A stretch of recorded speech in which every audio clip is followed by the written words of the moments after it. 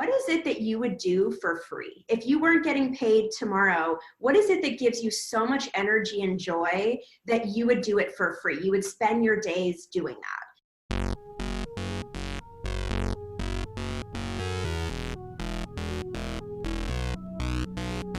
Welcome to the Princess and the Bee podcast, the place to be to build your empire as queen of your body, business, and life. I'm your host, Kimberly Spencer, founder of crownyourself.com, and I'm an award-winning coach, Amazon best-selling author, and multi-passionate entrepreneur. Each week, I give you the systems, strategies, and success stories to help you master your mindset, communicate with ease, and triple your productivity so you make the income and the impact you deserve. Imagine this podcast as your weekly spark of inspiration as you take it to the next level with all the bees of your life. Body, business, bank account, boys, and babies. Let's make it rain. Hello, and welcome to The Princess and the Bee. I am so excited for today's episode because I'm just glad I got a hold of this woman before 5 years from now, because she is an unbelievable CEO, and with what she has done in just the past 5 years, with what she has built with her company, is going to be explosive in the next 5 years from now. I have the amazing Tirzah Shirai on. She is originally from what she calls the Texas of Canada. She is the CEO and founder of Blinkbar, a lash studio that specializes in masterfully crafted lash extensions with customized application techniques, quality products, and best-in-class customer service.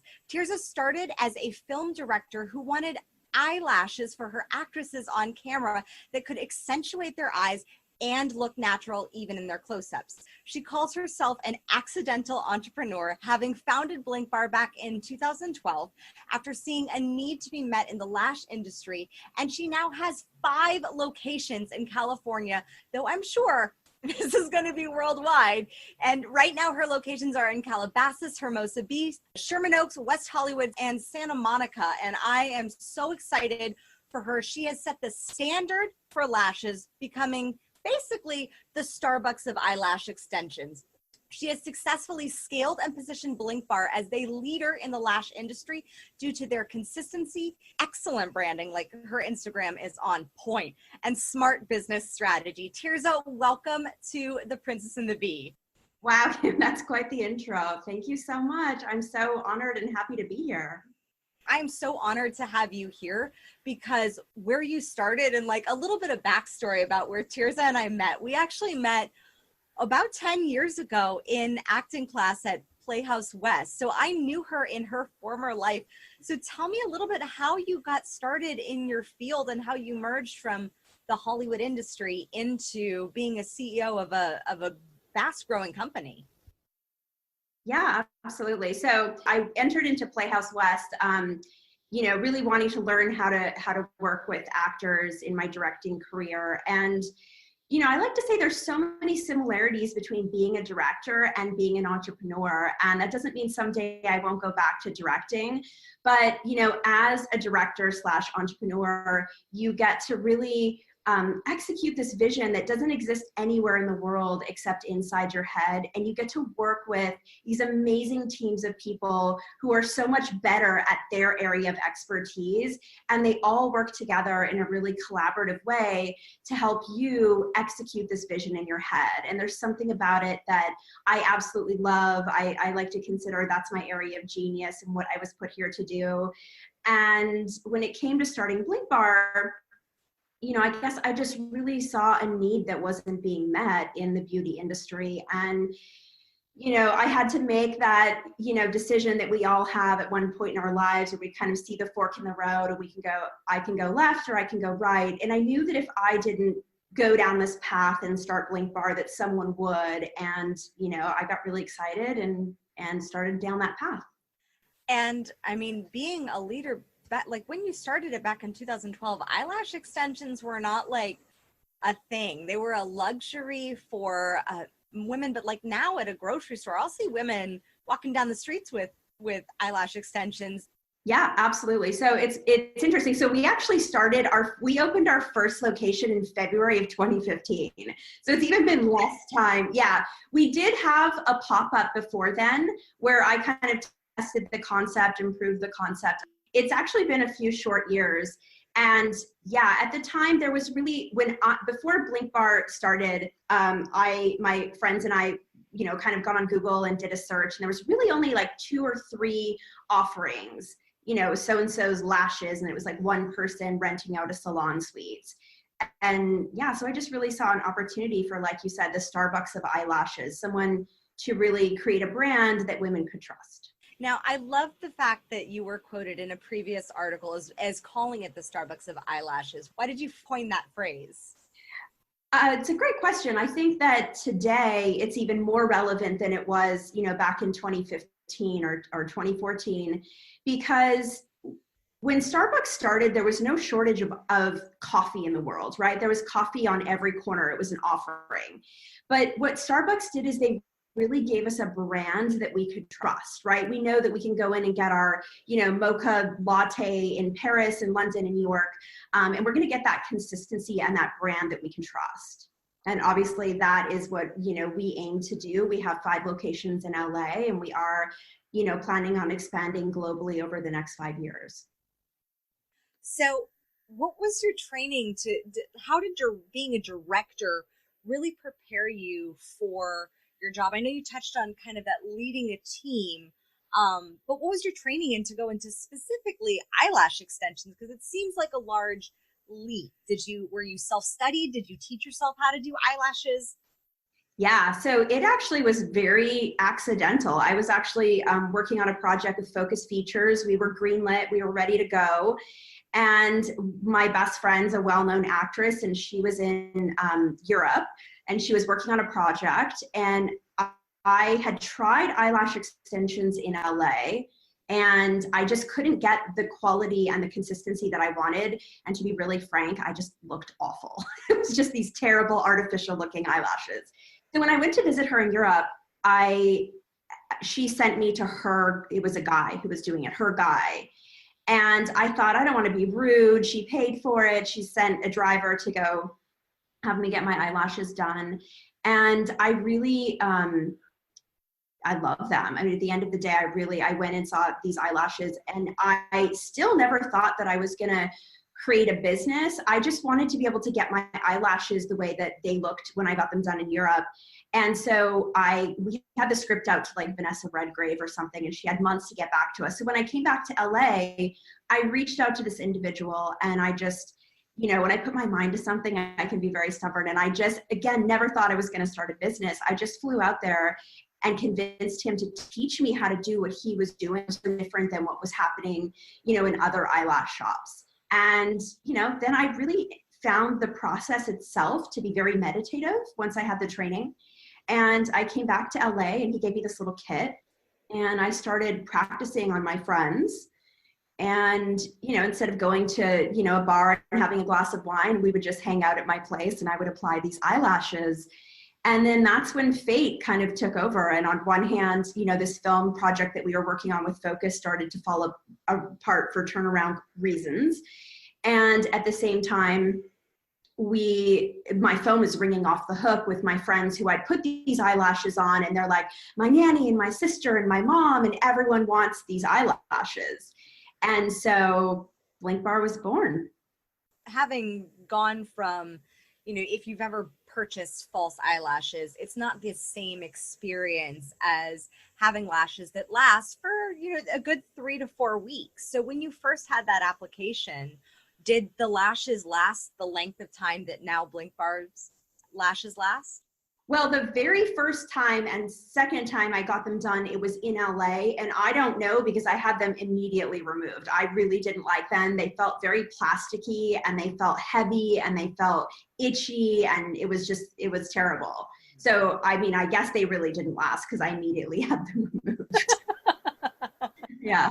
But when you were doing it on your friends, did you find that they lasted for weeks, and was that something that you got to experiment and play with? Yes, absolutely. A big part of how long eyelashes last is, how they're how they're styled, how they're sized, so there's all these different, I like to use the equivalent of buying jeans. A lot of people were doing eyelashes as if you were to walk into Fred Siegel jean bar and say, hey, I'd like to try some jeans. And someone, without looking at you, just grabs a pair of jeans and slams them down on the counter. And if you don't happen to fit those jeans, then you walk away going, well, I guess I don't like jeans because they didn't really work for me, right? Instead of really going into like, what kind of style are you looking for? Looking at you, looking at your size and shape and what's going to complement you.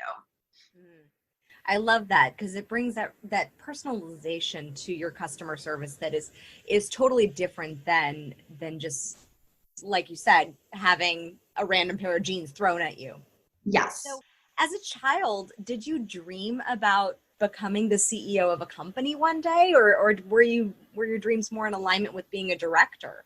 I think so. As a child, I don't know that I think my only ambition in life was to be happy. I think that was something that I wanted to do. And I knew then along the way, I learned that being happy meant, exploring what your gifts are in the world and how to kind of get them out there. And so there was a time where I thought that was directing for me. I still think there's a lot of things I love about directing.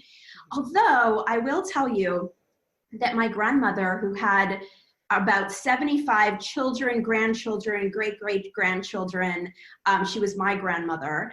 And she had a lot of people. She kept one or two very meaningful things. When she passed away, we found this chest. She kept at least one thing from each grandchild.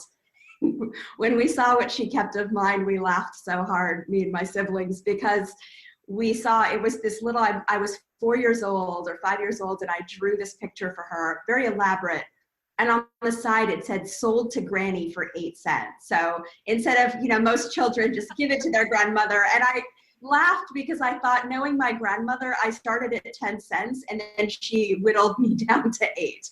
So yeah, I think it's interesting in life how we look back on our lives. In YPO, we do this thing called a lifeline, which is just basically looking at your life from birth to now and all the impressionable events. And so, yeah, I look back on my life and I can see, oh yeah, I think I was a born entrepreneur. Part of that being I really hated school. And I think that if you talk to a lot of founders, a lot of creative founders who created their company, a lot of them felt the same way about our traditional education system. They just felt like they didn't fit in. Oh, girl, you're preaching 100%. Because when I was 5, I ended up split testing price points for 5 cents or $50 for bags of glitter water. I didn't know it was called split testing price points, but that's what I was doing, is I was letting the market determine the price. So I do believe a lot of the times the entrepreneur spirit is really born in us, but that traditional educational system kind of whittles that away or tries to conform us into some sort of box that we don't really fit into. I mean, it was developed back in the Victorian ages. And I think it also teaches us what to think, not how to think. And I think that's a really important distinction. So if you were to change the educational system, now knowing what you know as a CEO, having been in that director seat as well, what would be one change that you would really want to inspire in the youth of today? I think, when I have children, there's 2 school systems that I'm personally a big fan of. And I think because if I was a child and I grew up in those school systems, I think that those entrepreneurial impulses in me would have been cultivated. So one of them is Waldorf, which is controversial because people don't learn to read until later in life. And I learned how to read when I was 3 years old. The upside for me is just how it really teaches creativity and how important creativity is in childhood, and kind of instilling this magical way of thinking about the world. And then the second school that I'm a big fan of is Acton. And a lot of people aren't as familiar with that. It's born out of Austin, Texas. And it actually is, Forbes wrote it up as the next school that the Da Vinci's and Steve Jobs will come from. And it is an entrepreneur school. It's very, very intense. The kids design their own curriculum. They design what they want to learn. They don't learn everything. They find almost a mentor within their field. So if you wanted to be a film director, you would reach out to a top tier film director and you would have that person mentor you. I love that idea because I I think that mentorship and apprenticeship is really how we used to learn trades as entrepreneurs, and having that guidance is so key, even just to explore various interests that we have. So what would you say how would you say you've changed from where you started, selling your grandma 8 gifts for 8 cents to where you are now? How would you say you've changed, both for the positive and the negative? I mean, I would say the positive is that I think because I didn't excel in school, I mean, I barely graduated high school. I think that that really knocked my confidence as a young girl. And I think that, so I would say one big change is that I own my power in the way of, this is who I am. These are my gifts that I bring to the world, and I'm not apologetic about it. And I think it took a really long time in my life to figure out, how does that fit in? And I don't aspire to be Harvard, educated, and I really want to create. And, so I think that on the upside, I've really, really learned to embrace that really creative side. The negative side, I'm trying to think if there's been anything. I mean, it's really hard. Obviously, I've been through a tremendous amount of ups and downs, but I never really use the term failure. Within Blinkbar, we have a saying, a learning opportunity, because anything that happens, I've had a lot of learning opportunities, but I wouldn't say I've had this big failure, because I think everything that's happened has kind of led me to where I am today. 100%. I totally agree. So I love the topic of failure in specific, because with failure can come such massive growth. And I know you said you didn't really have, you've had failures, but none that were like particularly epic. But if you were to choose one that you really found that you grew the most fun, what was the most fun failure that you've had? Man, I mean, I think, gosh, it's really hard for me to think of, because I just so don't have the word failure in my vocabulary. But I'm trying to think what a big learning opportunity. I think for me, it has to be around having employees. I think anyone who will tell you, and we have over 100 employees at Blinkbar, that presents some big challenges. And I think there was a lot of areas where I did fail, and, I learned so much. I think I have the saying that, being a leader is the greatest spiritual practice you could have, I think alongside being a parent, because it constantly teaches you to grow and to look inside. And so I think that, early on with Blinkbar, I actually had some great advice given recently, which, I've imparted to everyone who does the hiring at Blinkbar, which is always hire people with high self-worth. And I think there was a time at Blinkbar where I felt bad for people, and I hired them because they didn't have jobs, or they weren't employed for, 2 or 3 years, or they were living out of their car. And I think that was a big learning opportunity for me, is to just really step into my power and, and say, we're going to hire people with high self-worth. We're going to hire people who love themselves. Yes, I love that. On that topic, who was the first hire that you brought on to Blinkbar? Or did you bring in a team of multiple people? Well, so no, my very first hire would have been a lash technician. Mm-hmm. So I was doing them myself in the early days for the first few months. And then, I couldn't possibly do them all day, every day, which I was just exhausted. So I brought on a lash technician, and she had the skill of applying lashes, but I taught her the Blinkbar technique that we have today, and how to style and how to apply them. And then, I think I hired, probably 10 technicians before I hired a store manager. And then, it's hard to believe that now we have, over 100 people. That's amazing. So with the management, because I'm fascinated by going from solopreneur, doing all the lashes yourself, into moving into having 100 employees and growing. Were there any other high qualities that you look for in your employees aside from high self-worth? That's the number one, is high self-worth, because I think people with high self-worth, they make good decisions. I would say, so I'm a big believer in something called the 15 Commitments of Conscious Leadership.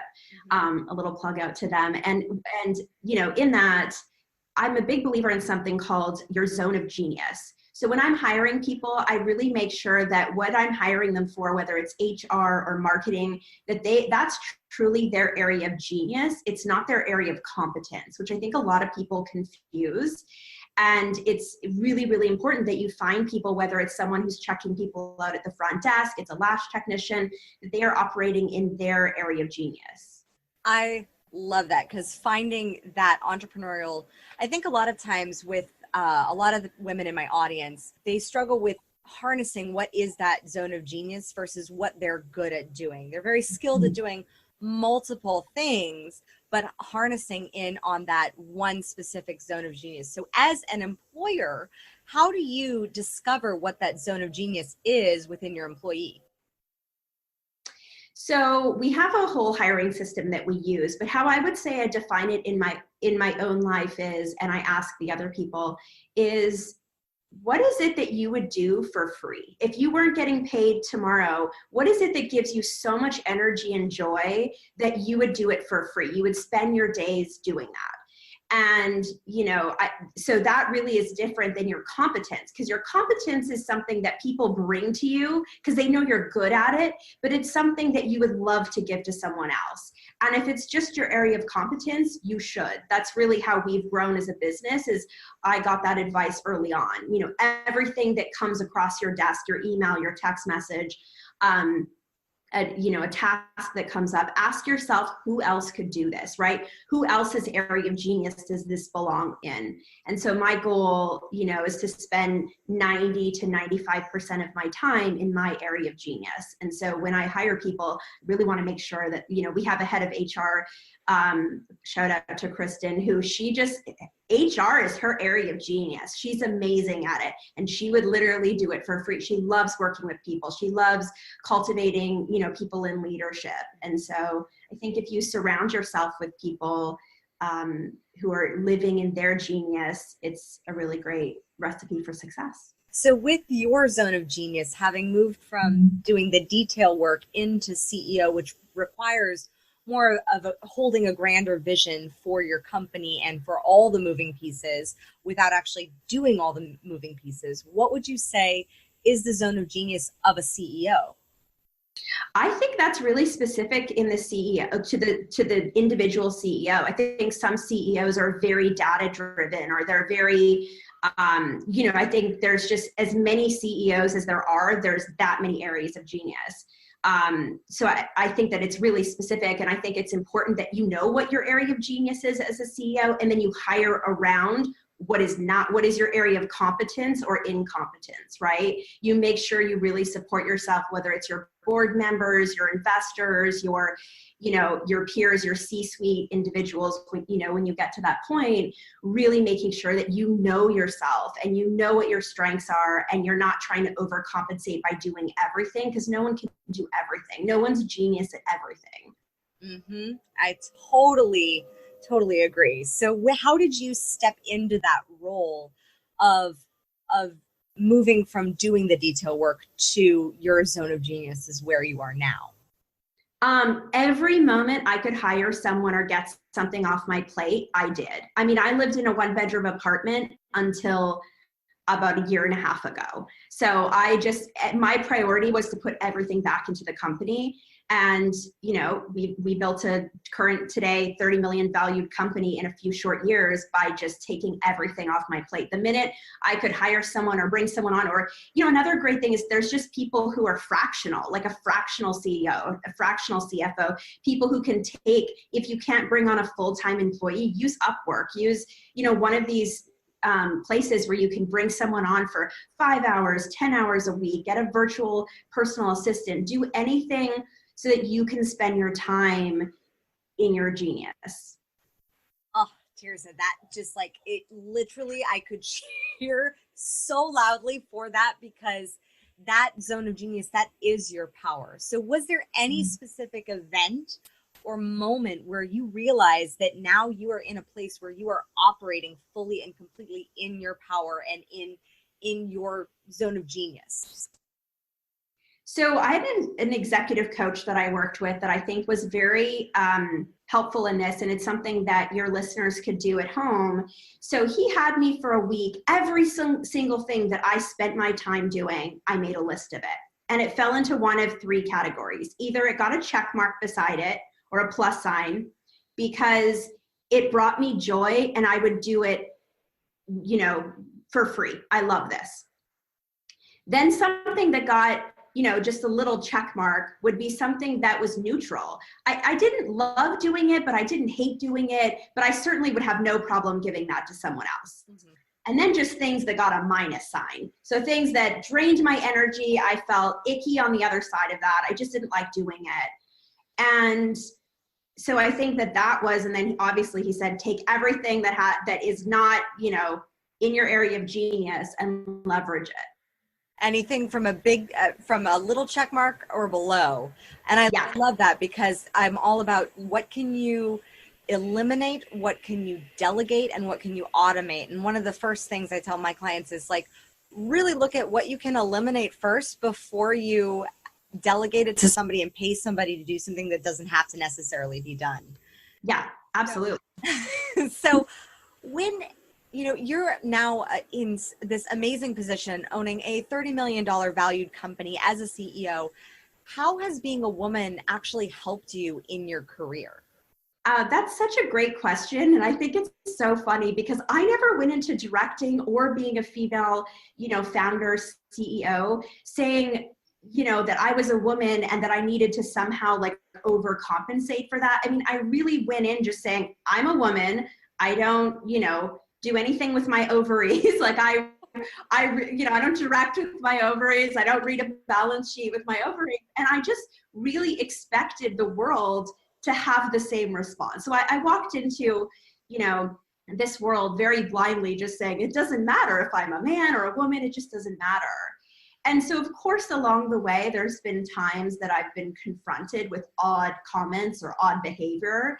But I just look at that and say, oh, that person, they'll learn or they'll change their growth. So I think that being a woman in this world, it's such an exciting time as a leader. And I think that, a lot of my peers and myself, like what we want is we just want an option for a little girl when we ask them, hey, what do you want to be when you grow up? They can say, I want to be a homemaker, or they can say, I want to be a CEO, or they can say, I want to be both.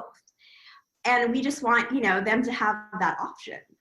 Yes, I love that because I think a lot of it depends on perception of like, I love how you mentioned how, you got the odd comments, but it wasn't a perception that you were projecting anyways into the world where it wasn't that the belief that, oh, your ovaries would hinder you. You're just like, oh, I'm just a woman. And you got the odd comments, but it didn't really impede your progress. Yeah. So what difference should we celebrate that women have from men, and how does that difference set you apart as a CEO in your field? That question excites me so much because I feel like as women, we have so much to bring to the table.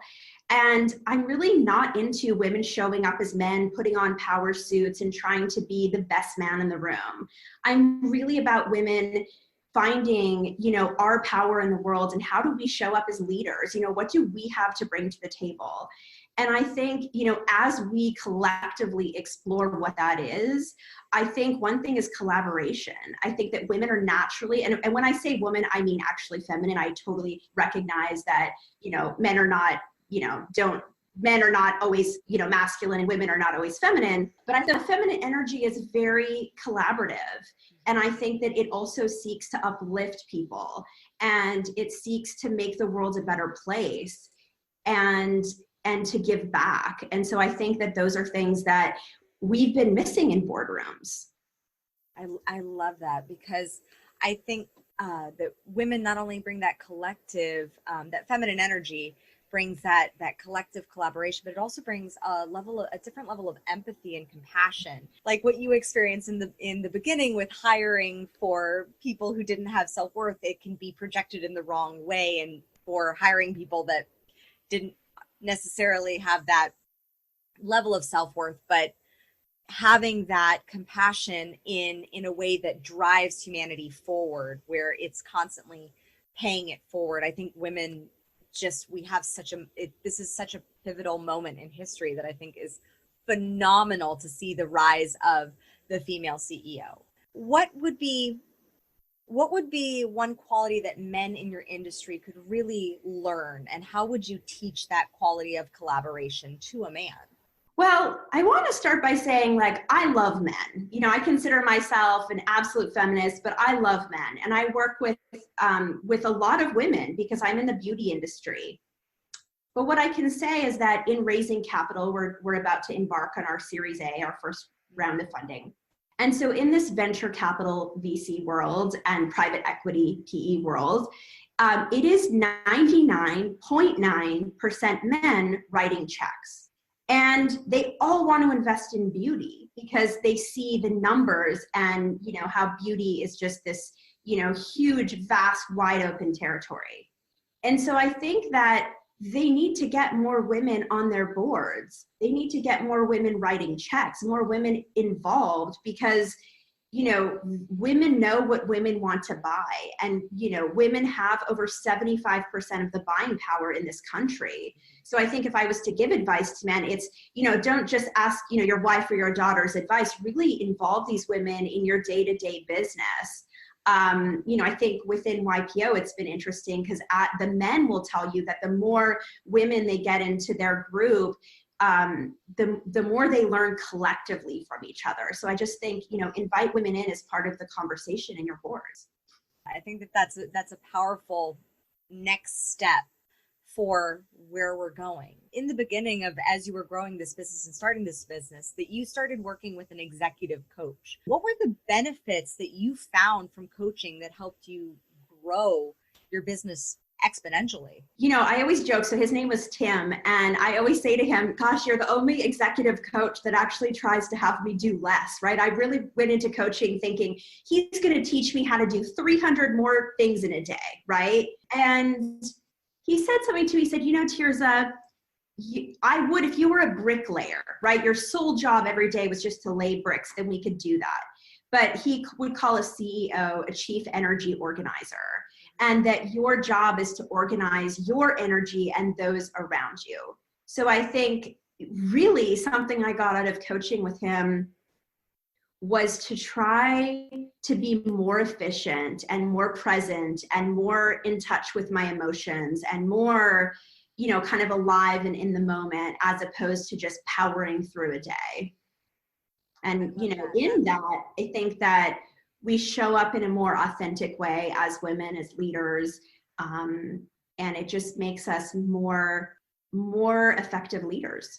One thing that my coach taught me, he said, if you ever look in the company, like you see the mailroom and everybody's doing lots of little things. They're doing they're doing all the things. But the CEO, the owner of the company, not doing all the things, not trying to do it all herself or his self. Like it's the people actually, and as you increase your pay grade, as you move up into the CEO world, or if you're climbing the corporate ladder, it depends more on actually you doing less and having a greater vision and being able to withstand that vision for where you want to take your company.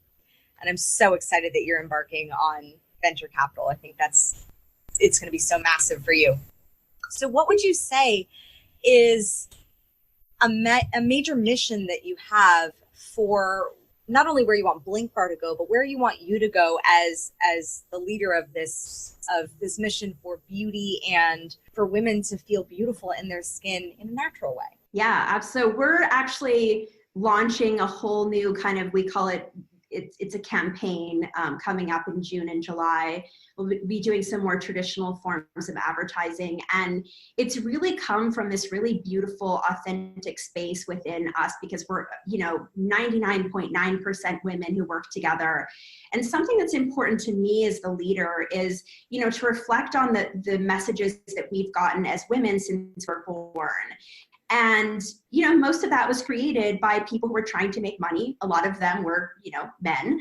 And it really has come from a place of trying to make us feel less than, so we'll buy something. You smell bad, you should buy this. You look bad, you should buy that. You should, And I think that as women, we're so tired of that. I think that, I watch this phenomenon on Facebook when people are now launching things with these impossibly thin models or, impossibly beautiful models. And I think that we're in such an exciting time as women because we are tired of that. We really, really are moving beyond that. And so Blinkbar, my goal as a woman and a founder and, at Blinkbar is to really embrace this place that we're going as women, which is really about, we have this saying that beauty is not a look, it's a feeling. And, we get to define what beauty means. We get to define what beauty looks like to us as women. Now, my question, since you're moving into some traditional forms of advertising, are you going to be directing any of these traditional forms of advertising for your company?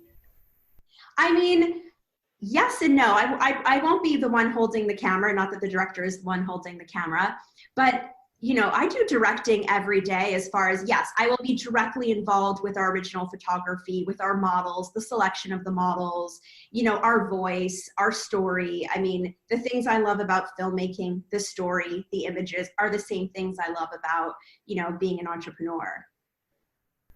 They are the entertainment and entrepreneurship are so similar because in many ways, because there's still that sort of that perception of hustle in a way. So how do you balance that hustle with having flow and alignment and ease? I think everyone is really different. I think for me, I feel like I have so much drive and passion. I don't know where it comes from, that it makes sense that I would hire an executive coach that's like, slow down, look in the moment. So my balance is really in meditation, and I have a hot bath like every single day. Just finding ways to like tune into the moment, tune into my body, what I'm feeling. Whereas I think some people might struggle with the opposite, right? They might struggle with finding the motivation every day. That doesn't happen to be my personal struggle. I think, mine is really to slow down and realize you can't do everything, right? I have a million ideas I want to do every day. And I think that one of the things I have learned along the way is that if you do what you love, the money's going to come. Find something that is not work for you. Find something that you love so much. I mean, I get excited every Monday. I can't wait for it to be Monday again. And that's such a great feeling. I saw that you said that in another interview, and I was like, yes, somebody else is excited for Monday instead of that concept of living for the weekend. Like, it's in my belief system that if you're living for the weekend, you're living for the wrong things 5 days out of the week. Yeah. And I too have that struggle with like being so motivated that there's so many things you want to get done. So how do you deal with the feelings that could lead into burnout? And have you ever experienced burnout? Oh yeah. I think early on with Blinkbar, I remember a very, difficult time. And I actually was speaking on a panel recently, and I brought it up because it was a room full of women who wanted to, be entrepreneurs and founders. And in that moment, I remember thinking, I'm going to talk about this if I ever get, a platform or a voice, because I don't think enough people talk about the rough times, the lows, the times when you can't get out of bed, the times when you're like a crying ball on the floor, like I just can't go on. But I think that's where the leaders are made, when you get up the next day and go, all right, I'm going to find a way to solve this problem, right?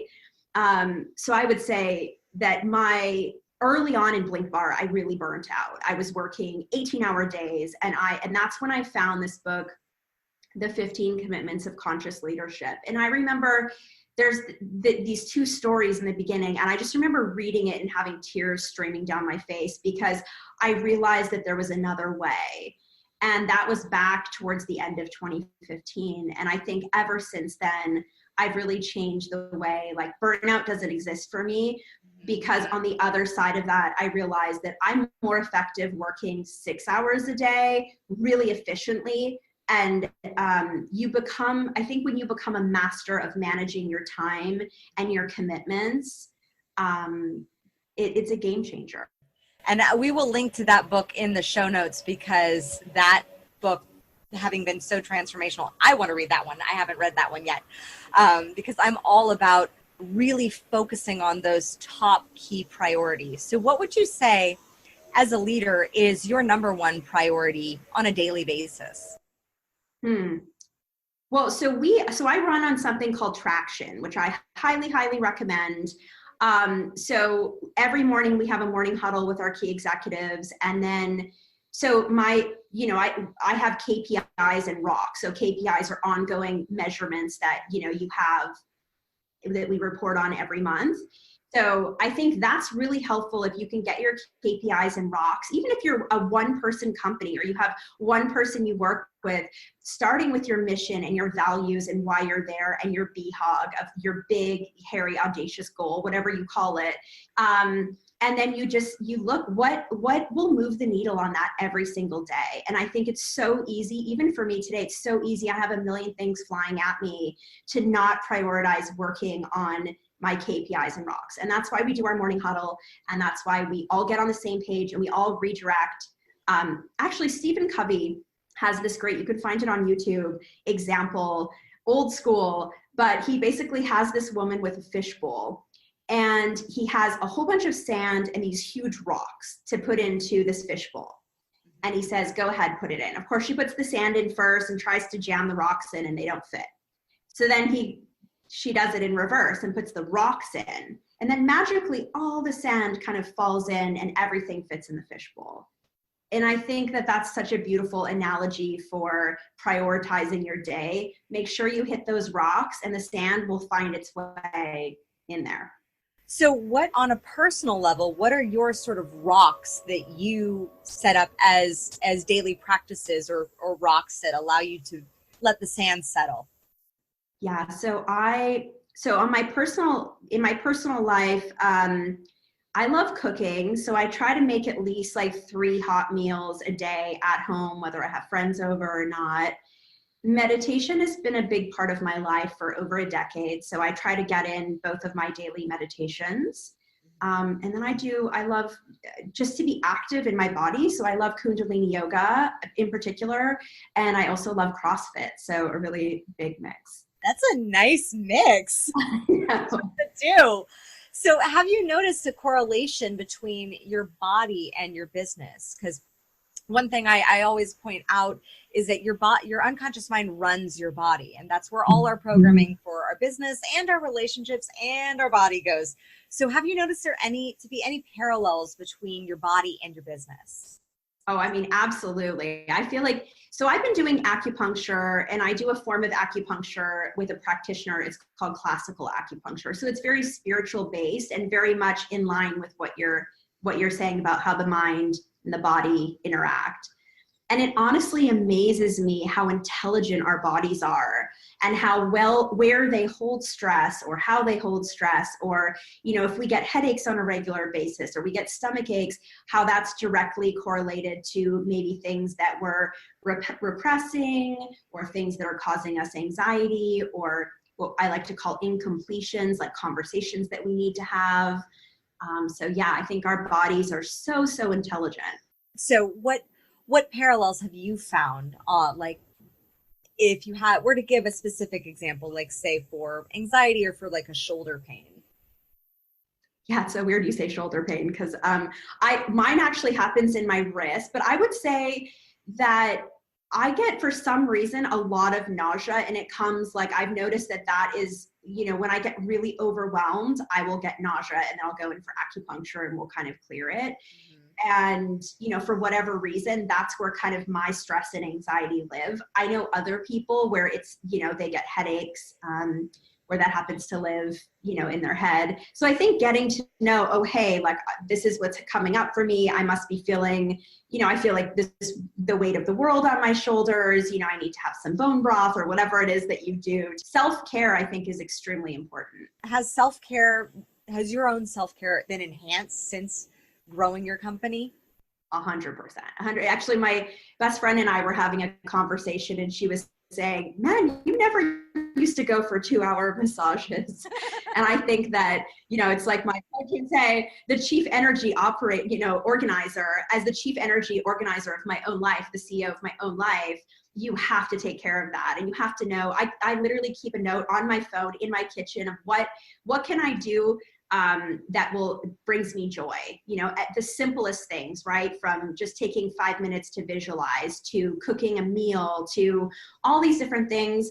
And something I've heard, which I like, is like some people create a list of things that, kind of bucket list things, all the way down to things that are free that they can do every day, that don't cost, go for a walk, that bring you joy, bring you back into that state of alignment. Because something I've learned is that you don't need to work 18-hour days. You can be so effective with self-care working 5-6-hour days. Much, much more effective. Yes, I just heard a fantastic interview with Kate Northrup that I will send you that was specifically on the feminine flow of productivity and how the myth of us working 8-hour days or sometimes 15-hour days or 18-hour days, like when you first start your business, that myth is actually very much goes against our natural nature, except for during certain times of the month. I will definitely link to that in the show notes as well. So let's get into a little bit of rapid fun fire. Sure. So if you were the queen of a country, what would be your first ordinance? If I was queen of a country, probably just that. I guess if I was a queen, there wouldn't be elections. So I would say, I think self-care would be big. Everyone should take a day for self-care. I love that. So if your palace had a curse jar, how many words, how much money would be in there currently? Per day, per week? Oh gosh. I'm going to say $20. Nice. Awesome. So what are 3 habits in your morning routine that just rock your world? I have something called the 5-minute journal. Highly recommend it. You can get it on Amazon. Meditation and a hot bath. In the morning? Yeah.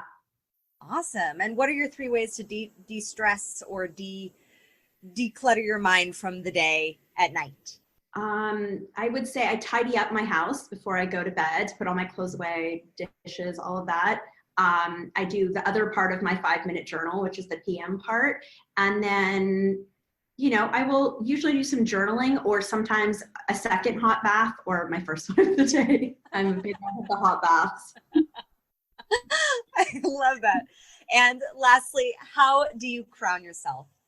How do I crown myself? I would say it goes back to the self-care. 2-hour massages, currently I'm the only one in my household making elaborate, dinners every now and then, and just really nourishing myself and taking care of myself. That's so beautiful. Tirzah, thank you so much for coming on The Princess and the Bee. Where can we find you? How can we get our lashes done by your team and experience all the beauty that is Blinkbar? So great question. You can go to theblinkbar.com. That's our website. It'll have all of our current locations. Currently, we have 5 in LA. And you can also follow us on Instagram, which is @theblinkbar.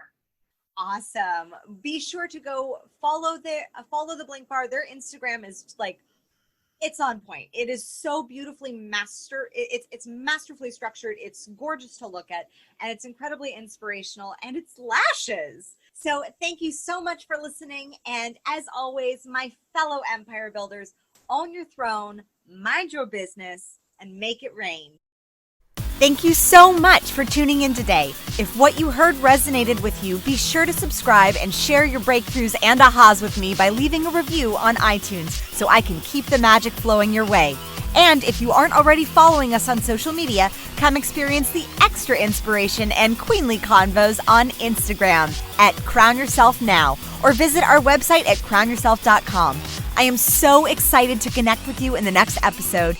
And in the meantime, go out there and create a body, business, and life that rules.